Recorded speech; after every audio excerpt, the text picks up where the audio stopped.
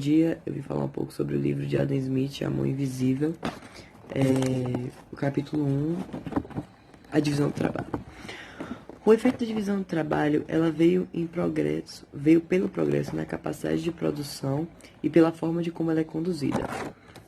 A forma mais fácil de explicar esse efeito é se considerarmos como essa divisão atua em manufaturas pequenas. Por quê? Porque nessas manufaturas pequenas, o número de funcionários é reduzido, o número de demandas também é reduzido e ainda assim eles conseguem ganhar tempo e produzir bem mais do que uma outra fábrica.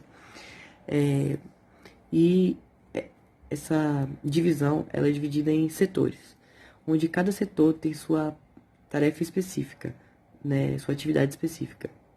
Por exemplo, no primeiro setor, vamos dar um exemplo aqui de uma cadeira de rodinhas.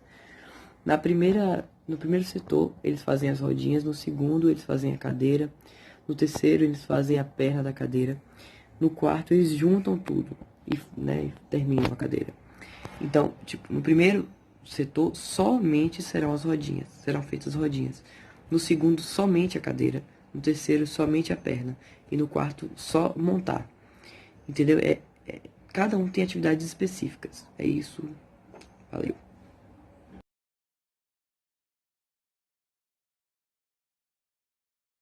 Meu nome é Bianca e eu vou falar sobre o segundo capítulo do livro, que é o princípio da divisão do trabalho.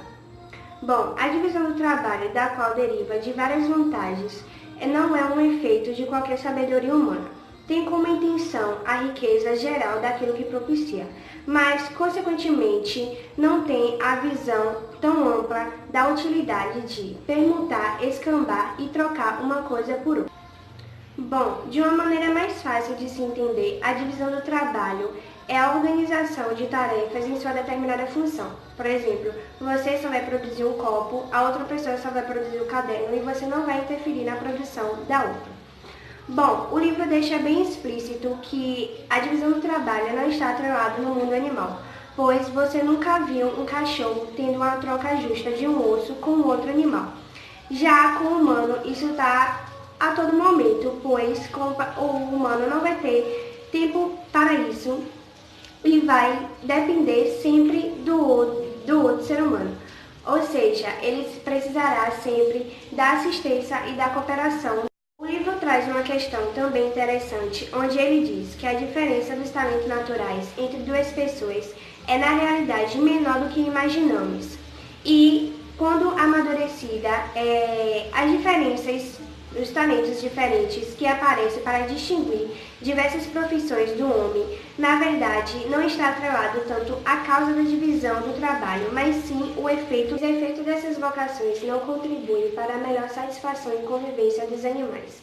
Já para o homem, as demais vocações são de uso recíproco para as diferentes produções, com a disposição de escambar, permutar e trocar, podendo trazer a um acervo comum.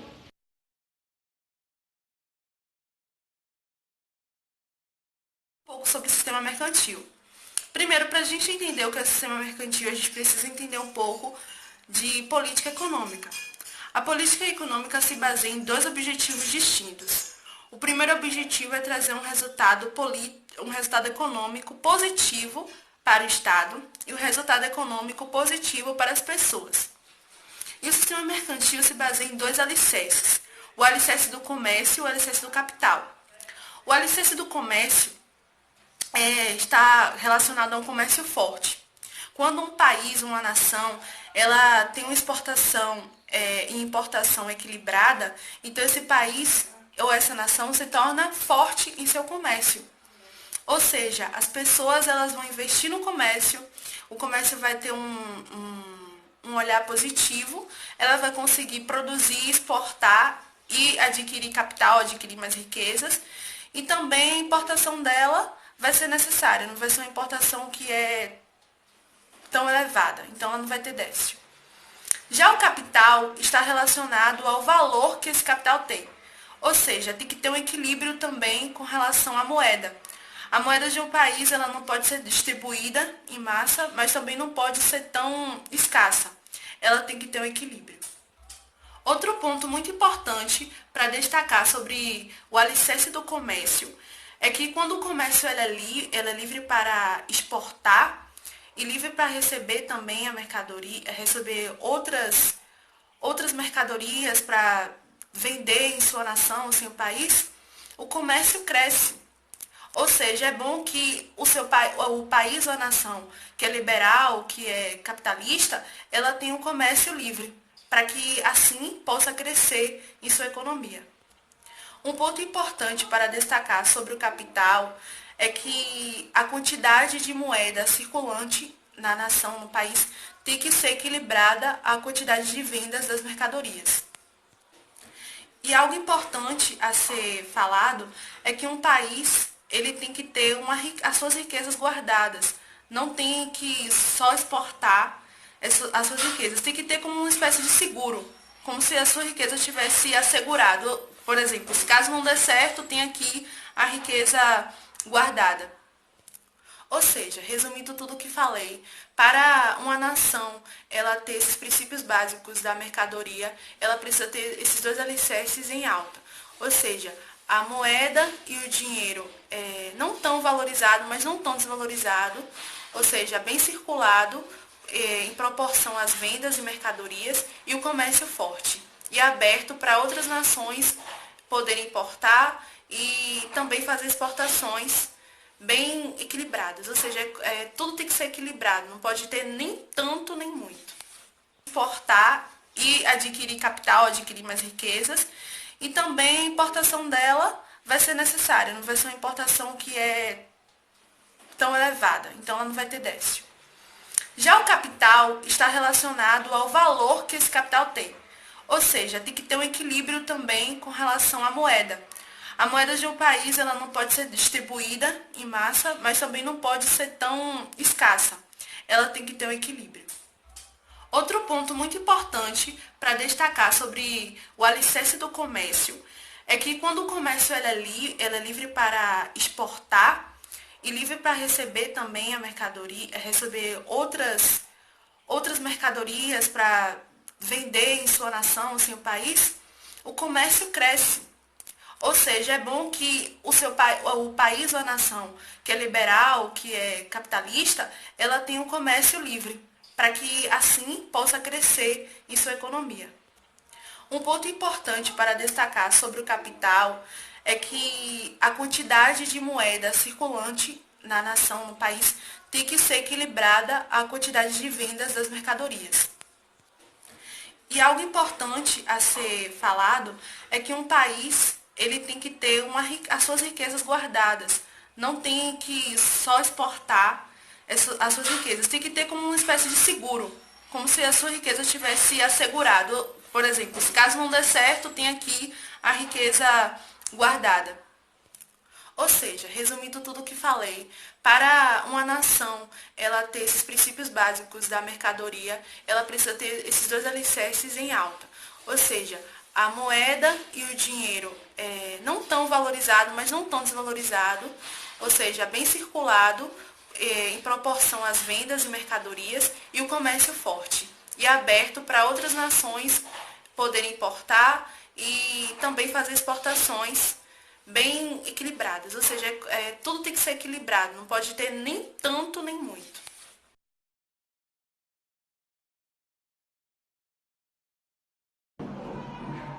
São muito comuns altas taxas e proibições assegurando um monopólio para determinada indústria nacional. Elas estimulam a indústria específica, mas não aumentam a atividade geral nem lhe asseguram a melhor orientação. O número de pessoas empregadas não pode exceder certa proporção do capital da sociedade, e o interesse de cada indivíduo leva ao procurar emprego de capital mais vantajoso para a sociedade. Adam Smith, as altas taxas alfandegárias e as proibições de importar induzem as pessoas a empregar capital e produzir no país aquilo que poderiam comprar mais barato no exterior. Tanto para um indivíduo como para uma nação é inviável produzir aquilo que se pode comprar mais barato de outros. Para ele, em virtude das restrições à importação, uma manufatura pode ser estabelecida com maior rapidez do que ocorreria de outra forma. Mas, em compensação, o acúmulo de capital seria mais lento e o país sempre poderia continuar exatamente tão rico quanto seria se nunca estivesse adquirida a manufatura.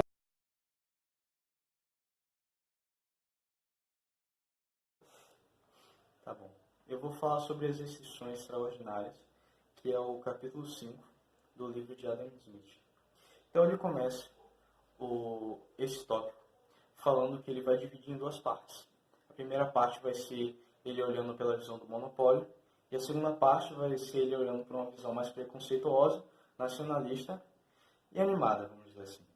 Então ele começa falando sobre o alto custo das restrições aduaneiras, usando o exemplo da França, que por uma contextualização de Napoleão estava governando a França naquela época, então ele estava tendo alguns atritos com a coroa inglesa.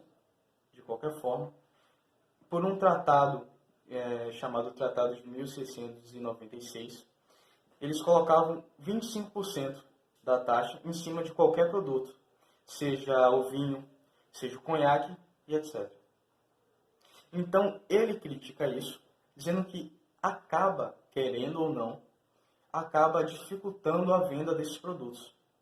De certa forma, isso vai prejudicar não só o país que importa, mas também o país que exporta, porque um não vai exportar tanto e o outro não vai importar tanto. Então, ele, querendo ou não, ele fala que se você baratear isso, você vai receber mais um lucro, ou pelo menos abaixar as taxas aduaneiras, porque dessa forma a gente vai ter um crescimento dos monopólios e um crescimento nacional. Depois ele usa o termo da reexportação e fala que é muito melhor você pegar algo de alguns países, como foi as Índias Orientais naquela época, e você revender elas. O que faz total sentido. Por exemplo, se a minha colega ela tem uma fazenda onde ela cria maçãs, e eu tenho uma fazenda onde eu crio laranjas, e ao lado o meu colega cria uvas, e ela tem uma certa distância do meu colega que cria uvas, eu posso vender para ela o produto. Ou ela pode querer se deslocar, o que vai ser mais cansativo e às vezes não vai ser tão produtivo. Então, querendo ou não, eu ganho mais do que ela. E foi isso que ele defendeu, pelo menos na primeira parte, dizendo que era o certo a se fazer. Então, a gente fala também sobre as questões da balança comercial, que ele vai debater na segunda parte desse mesmo capítulo, dizendo que é uma relação utópica, uma visão utópica, até porque os dois lados iriam ganhar de qualquer forma. Mas, enfim. Ele fala também sobre o câmbio. O que, por exemplo, que a taxa de câmbio não vai ser igual nos dois países. Então, querendo ou não, um vai sair ganhando mais do que o outro. O que faz sentido? Por exemplo, se eu tenho um material sendo vendido a R$400 e eu vou vender nos Estados Unidos, que seria mais ou menos $100, para mim, querendo ou não, eu vou ganhar um pouco menos. E se a gente for colocar essa comparação de, por exemplo, eu vender algo a R$100 e eles quererem vender também a $100, quem iria sair ganhando nessa conversa, obviamente, seria o outro país.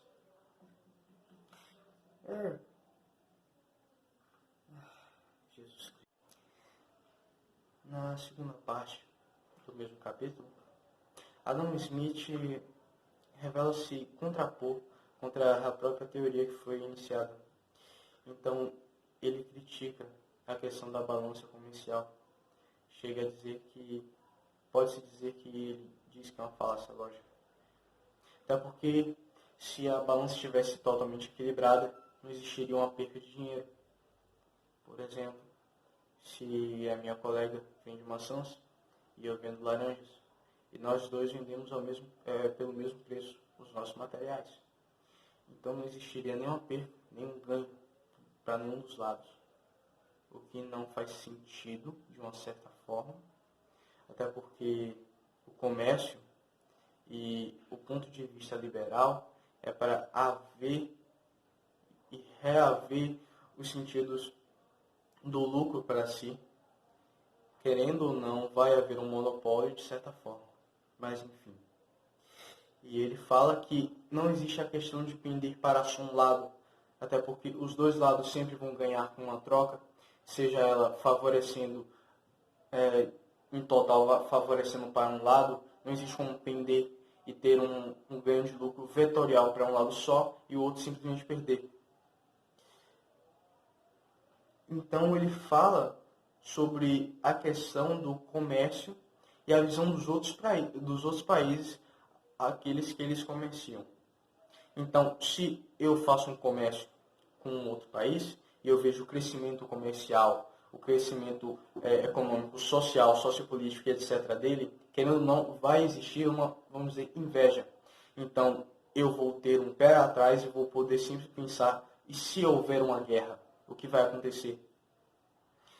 Mas, por outro lado, uma coisa que ele deixa bem claro é que isso também pode ser uma coisa boa, porque se eu olho e vejo você crescendo e eu sou seu aliado, então, querendo ou não, quando houver uma guerra, eu vou poder me escorar em você e você se escorar em mim, e a gente vai poder levar essa guerra de mãos dadas e conseguir passar por ela.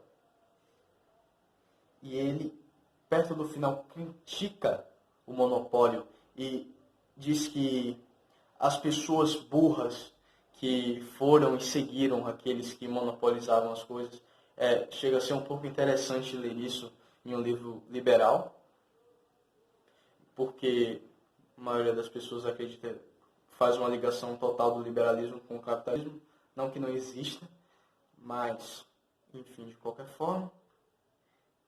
E ele acaba de uma forma sensacional, falando sobre a diferença de equilíbrio de produção e de consumo, dizendo que, na realidade, não existe essa questão de perca e de ganho entre os países, e ressalta que não existe um país mercantil dentro da Europa, mas fala que existe uma necessidade de equilíbrio entre produção e consumo, e isso sim poderia mudar não só um país socialmente, economicamente, mas também politicamente.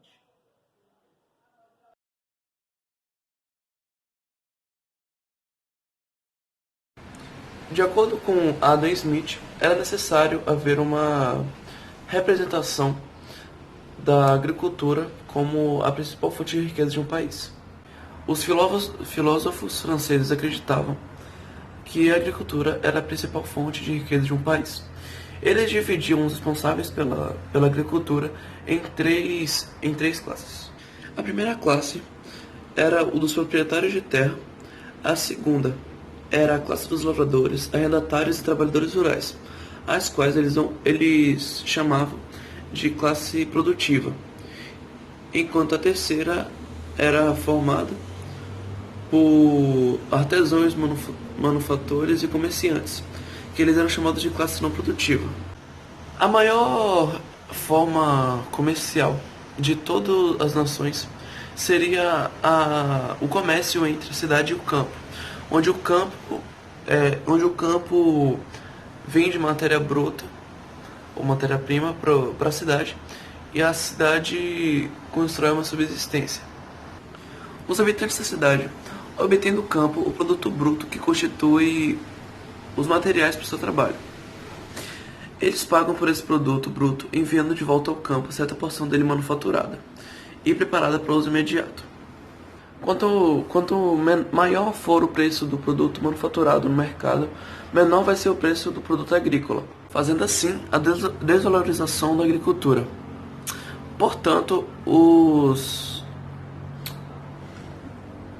as formas de priorização da agricultura em relação a todas as outras ocupações e impondo restrições sobre manufaturas e sobre o comércio exterior estão agindo em direção contrária à do objetivo ao qual se propõe.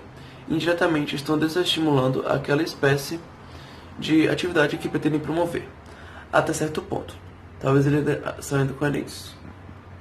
Fazendo assim a desvalorização da agricultura. Portanto,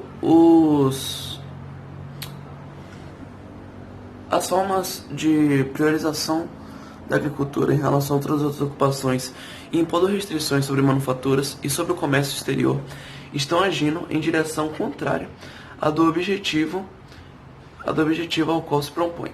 Indiretamente estão desestimulando aquela espécie de atividade que pretendem promover, até certo ponto. Agora vamos entrevistar algumas pessoas para saber sobre o assunto.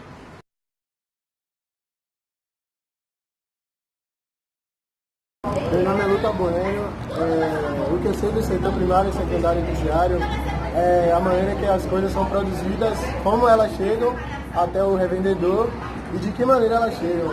Isso é separado por 3 setores, onde é criado o que vai ser vendido, onde é transportado o que vai ser vendido e até chegar na mão do cliente.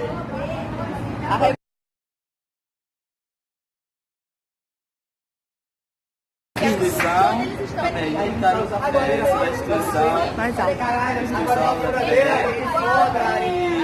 pela pesquisa que eles estão fazendo, eles perguntaram o que é liberalismo. O liberalismo econômico seria a não intervenção do Estado dentro da política econômica do país, sendo que as decisões seriam tomadas pelo setor privado, não acatando decisões do Estado na economia.